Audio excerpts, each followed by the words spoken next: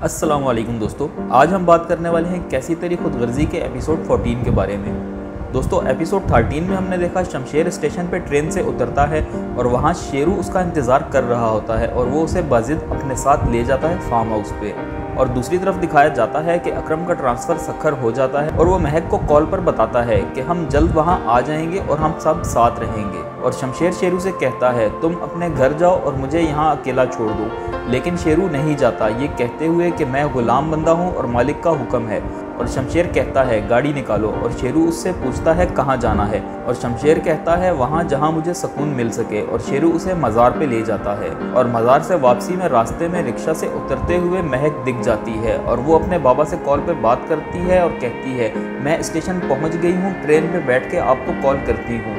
और शमशेर महक के सामने जाकर खड़ा हो जाता है और महक शमशेर को देख के डर जाती है और अपना सामान वहीं छोड़कर भागना शुरू कर देती है। और शमशेर उसका पीछा करता है लेकिन वो दूसरे रिक्शा में बैठकर वहां से निकल जाती है। और शमशेर वापस आकर महक का सामान चेक करता है और उसे उसका ID कार्ड मिलता है और वो रिक्शा वाले से पूछता है कहाँ से उठाया था इसे। रिक्शा वाला नहीं बताता और शमशेर उसे मारता है और रिक्शा वाला बताता है कि मैंने उसे गर्ल्स हॉस्टल से उठाया था। शमशेर जबरदस्ती शेरू से गाड़ी की चाबी लेकर गर्ल्स हॉस्टल पहुंच जाता है। वहाँ वो सिक्योरिटी गार्ड को मार के महक के रूम तक पहुंच जाता है और दरवाजा तोड़ देता है और महक से कहता है क्यों ऐसा किया मेरे साथ, खुद को क्यों छुपाया मुझसे, तुमसे मोहब्बत ही की थी सिर्फ मैंने। और महक कहती है मुझे जाने दो, मुझे घर जाना है। और शमशेर कहता है अब अगर कहीं जाने का सोचा भी तो अपने हाथों से मारूंगा तुम्हें। और महक का हाथ पकड़कर जबरदस्ती उसे अपने साथ ले जाता है। और दूसरी तरफ महक के बाबा को नुमान की कॉल आती है और वो बताता है शमशेर को महक के बारे में पता चल गया है और वो उसे उठाकर अपने साथ ले गया है। और शमशेर महक से कहता है तुम सब मिले हुए हो, मैं तुम्हें अपनाना चाहता था, तुमने और तुम्हारे खानदान ने मुझे बेवकूफ़ बनाया। और महक कहती है मैं नफरत करती थी तुमसे और करती हूँ, अगर मुझे मेरे माँ बाप का ख्याल ना होता तो मैं कब से खुद को मार देती। और शमशेर कहता है अब ये ज़िंदगी तुम्हारी नहीं मेरी है और मैं यहाँ तुम्हारा और तुम्हारे खानदान वालों का बुरा हाल कर दूंगा। और शमशेर शेरू से कहता है महक यहाँ से बाहर नहीं निकलनी चाहिए। और दारा की कॉल आती है और वो उससे कहता है हम कल मुल्तान आ रहे हैं। और शमशेर कहता है आपको आने की ज़रूरत नहीं है, मैं कल खुद आ रहा हूँ। और शमशेर महक के बाबा को कॉल करता है और कहता है मेरा दोस्त बाहर खड़ा है, फौरन घर से निकले, 1 घंटे में फ्लाइट है आपकी। और अकरम पूछता है कौन सी फ्लाइट। और शमशेर कहता है अपनी बेटी के निकाह में शिरकत नहीं करनी क्या।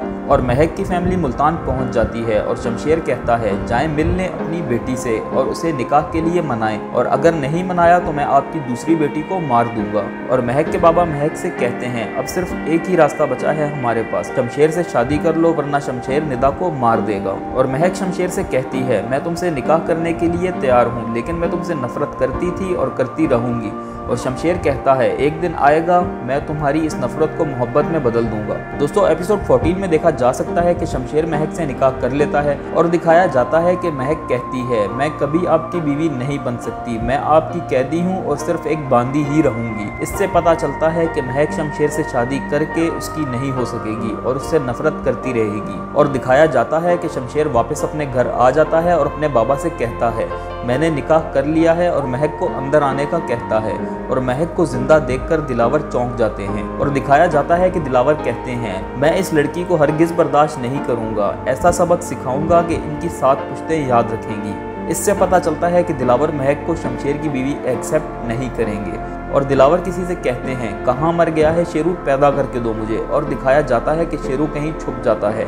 इससे अंदाज़ा लगाया जा सकता है कि अगर शेरू उनको मिल गया तो वो उसे जिंदा नहीं छोड़ेंगे। और दिखाया जाता है कि शमशेर की भाभी सोफिया से कहती है बाबा साहब 2 दिन के लिए बर्दाश्त नहीं करेंगे उसे। और दिखाया जाता है कि दिलावर ने उस डॉक्टर को भी पकड़ लिया होता है जो महक का डेथ सर्टिफिकेट देता है। इससे अंदाज़ा लगाया जा सकता है कि वो डॉक्टर दिलावर को बता देगा कि महक जिंदा बच के कहीं गायब हो गई थी। और दिखाया जाता है कि दिलावर शमशेर से कहते हैं जो तुम्हारी जिद थी तुमने पूरी कर ली, 2-4 दिन मजीद रखना है उसे तो रख लो, मुझे एतराज नहीं होगा, उसके बाद जो पैसे बनते हैं उसे देकर फारिग कर दो। इससे पता चलता है कि दिलावर महक को किसी सूरत अपने घर बर्दाश्त नहीं करेंगे। और शमशेर की हंसी से अंदाजा लगाया जा सकता है कि वो घर छोड़ देगा लेकिन महक को नहीं। दोस्तों, नेक्स्ट एपिसोड बहुत इंटरेस्टिंग होने वाली है, इसलिए जरूर देखिएगा। वीडियो पसंद आई हो तो चैनल जरूर सब्सक्राइब करिएगा ताकि नेक्स्ट आने वाली वीडियोस आप तक आसानी से पहुंच सकें।